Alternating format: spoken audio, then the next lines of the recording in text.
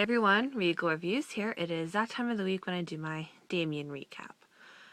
So Damien was thrilling tonight. It was kind of a bit confusing at times, so I apologize if I say the wrong thing because I was kind of a bit confused. It basically starts off with the cop who's investigating Damien, him and his investigation, and him being suspicious of all the deaths happening around him, and you of course see that dog that we know when the dog is there, something bad's gonna happen. It also picks up from last week when Damien sees the shrine that Anne has in the basement, and he's questioning it and looking around, and Anne says that she's more like a helpful guide, and it really seems that Anne cares a lot about Damien. He's very special to her.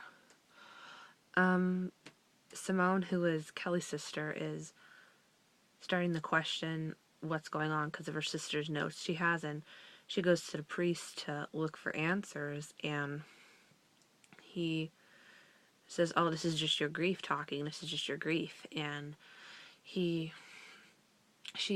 goes to leave and she sees this statue actually bleeding, so she goes to tell the priest, and when her and the priest come back, it's normal. So I'm thinking, like, people are gonna really think that Simone is nuts. You saw a little bit of where Anne worked, and actually there's this mysterious blonde woman who was at her house who I have no idea who she was, but you saw Scott Wilson's character. I guess he's the boss of the organization, and he's very upset with Anne because of what happened last week when that assassin tried to stab Damien, and he basically fires her and puts somebody else in charge, and Anne's not gonna let that happen because nobody messes with Anne Rutledge. So this new person's in charge, and you could tell she's a bit devastated, but she definitely has a plan set in motion. And when Damien, after he's kind of like, after talking with the head of the organization, because I guess they knew each other in the past, he kind of warns Damien about Anne Rutledge, and Damien's kind of keeping surveillance on her, and the new guy named Troy, he goes outside and talks to Anne, and I looked away for a split second, so I kind of missed this, so correct me if I'm wrong, but it looked like either Troy tried to hurt Anne, or Anne faked the whole thing, and Anne was like screaming in front of everybody, and that's when Damien got out of the car and chased after Troy. So then he went to the subway station, and this little boy falls into the subway rail, and Damien saved him, so now he's dubbed a hero. But meanwhile, Troy gets caught in an escalator and he dies, and back at the organization, these ladies are crying, and Anne's like, oh, what's wrong? And they're like, Troy died, and you see the girls crying, but Anne just looks at the organization, Scott Wilson's character, with this look on her face. I'm like, I've got to say, brilliant performance by Barbara Hershey. She's just amazing in this role. So you go back to the cop, and the guy's telling him to go home to take a break on this case, and the dog is there again, and the dog tries to attack him, and there's a bit of a struggle, and the cop actually shoots the dog, and I was so sad. Like, I was literally sobbing to see the dog like that. So I think there was 3 dogs, but still, I'm just a big animal lover, and to see that happen, I was like, aw.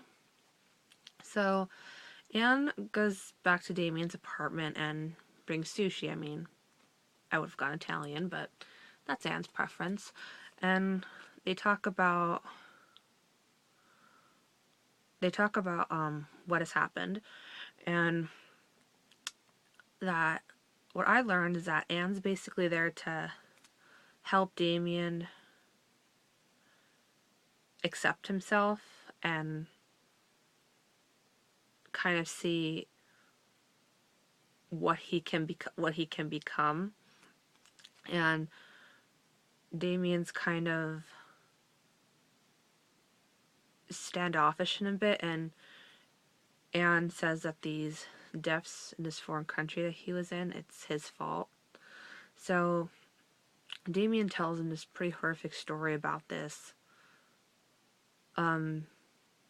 baby that was born that they yanked out of the mother and threw into the fire, and Anne says that you were born in the fire too. And it was just a horrific story. I couldn't believe what I was listening to.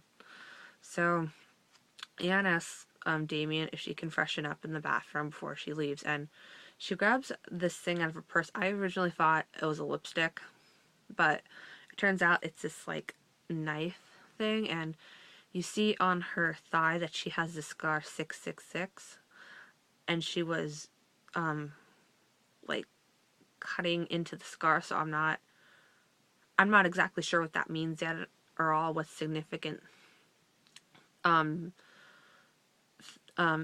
what that has to, how important that is yet.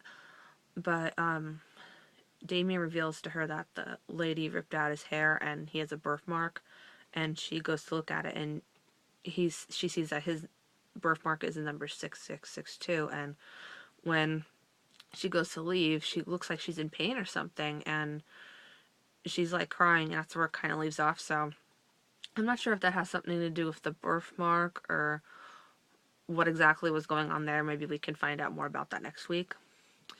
So I gotta say, I really love Bradley James. He is very good in this role. He's a very mysterious character. I'm constantly wondering if he's gonna accept his role as the Antichrist or if he's gonna go against what he's supposed to be.